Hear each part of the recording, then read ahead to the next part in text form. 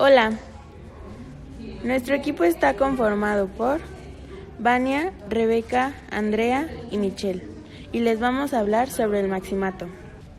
El Maximato es un periodo de gobierno y política en la historia de México que comprende de 1928 a 1934, en el que fueron presidentes Emilio Portes Gil,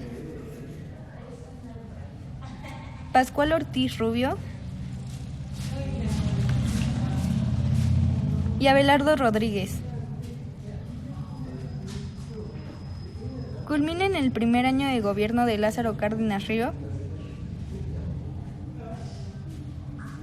cuando fue expulsado del país en 1936 por Plutarco Elías Calles. Este periodo se caracterizó por la influencia de Plutarco Elías Calles en el gobierno y en el cual se le dio nombre de jefe máximo de la revolución. De ahí que se le diera el nombre del Maximato a este periodo.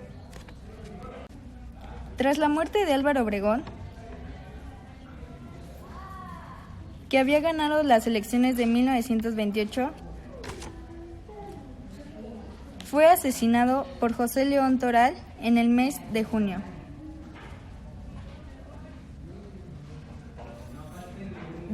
Y de manera provisional asume el poder Emilio Portes Gil por indicaciones de Plutarco Elías Calles. La crisis política es resuelta hábilmente por Calles, que tranquiliza a los obregonistas, nombrando un presidente provisional que asegura la endeble concordia de la familia revolucionaria. Ideado más que como un partido político, como mecanismo de aglutinación de los heterodoxos grupos políticos. Calles, en su último informe presidencial de 1928, proclama ante la nación que ha concluido la época de los caudillos para dar lugar a las instituciones. Pero él mismo se convierte en jefe máximo de la revolución, manipulando desde atrás del trono las sucesiones presidenciales de Emilio Portes Gil, Ortiz Rubio y Abelardo Rodríguez. El impulso revolucionario se atenúa notablemente en este periodo conocido como el Maximato. El reparto de tierras a los campesinos se da paulatinamente, desaparecen las compañías petroleras y los revolucionarios en el poder se enriquecen rápidamente en las obras de irrigación y construcción de caminos, actuando como contratistas de gobierno.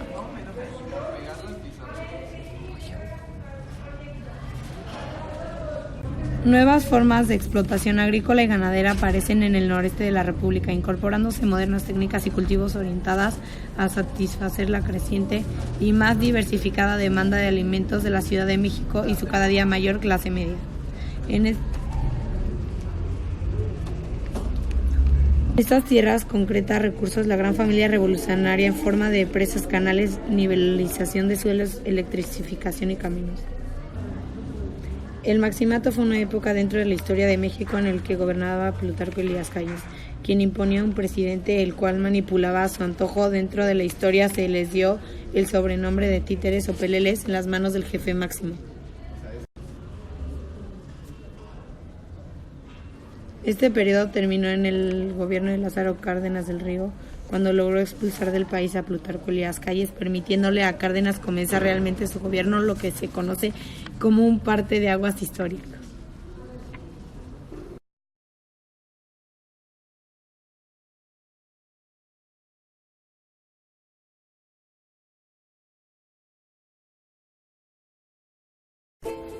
Hola, me llamo Manuel Ávila Camacho y les voy a platicar un poco de mi vida y de mi sexenio. Nací en Puebla el 24 de abril de 1897. Me uní al ejército a los 15 años apoyando a Madero, y mi primer combate fue a los 18 años contra el ejército de Victoriano Huerta. En 1920 mi carrera militar ascendió y logré el rango de coronel, y ejercí como el jefe de Estado Mayor de Lázaro Cárdenas. Me postulé para la presidencia y durante el proceso hubieron enfrentamientos entre los militares de mi partido y los de Almazán, quien también se postuló. Finalmente, el 7 de julio de 1940, me eligieron como presidente con casi 2.5 millones de votos a mi favor.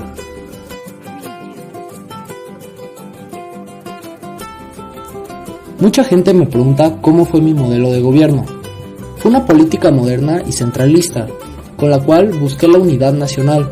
Mi gobierno presentó un modelo económico capitalista que impulsó a la clase burguesa, a pesar de que la moneda sufrió una devaluación que ocasionó una crisis de inflación. 1940. A principios de mi presidencia me hice cargo de las rivalidades políticas internas del país debido a los sucesos del día de las elecciones. Además, me tocó lidiar con factores externos, como la consecuencia de la Segunda Guerra Mundial. 1941. Para evitar que la guerra europea llegara a América, en octubre de ese año reformé el artículo 145 del Código Penal para integrar el delito de disolución social contra mexicanos o extranjeros que hicieran propaganda de ideas de gobiernos extranjeros que pudieran atentar contra el orden público o la soberanía del país. 1942. En 1942 estaba la Segunda Guerra Mundial, en la cual México no participaba, hasta que unos submarinos alemanes hundieron unos barcos nuestros que llevaban petróleo a Estados Unidos. Se funda el Consejo Nacional de Obreros. 1943. Promulgó la Ley de la Campaña Nacional contra el Analfabetismo. 1944. En 1944 Estados Unidos me convocó a una junta en Bretton Woods. Esto fue en julio y fue para restablecer el orden mundial en el comercio e invertir en otros mercados y poder abrir nuevas inversiones. 1945.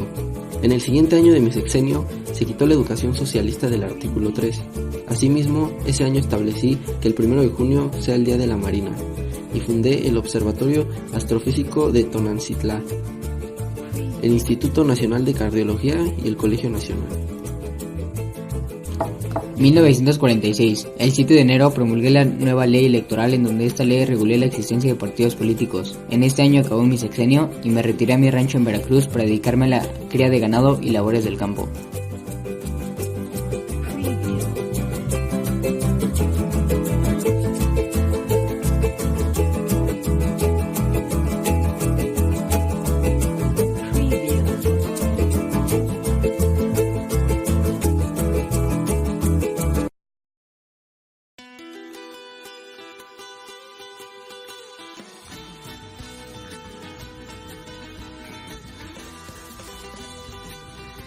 'México durante la Segunda Guerra Mundial se mantuvo en un estado neutral hasta 1942, ya que Alemania atacó una embarcación mexicana la cual llevaba petróleo a los Estados Unidos.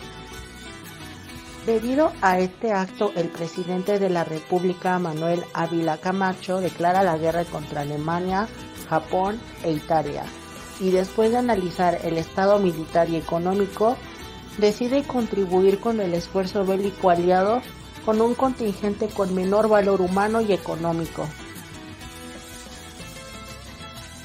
1940-1946. Participó México 2 veces en la Segunda Guerra Mundial.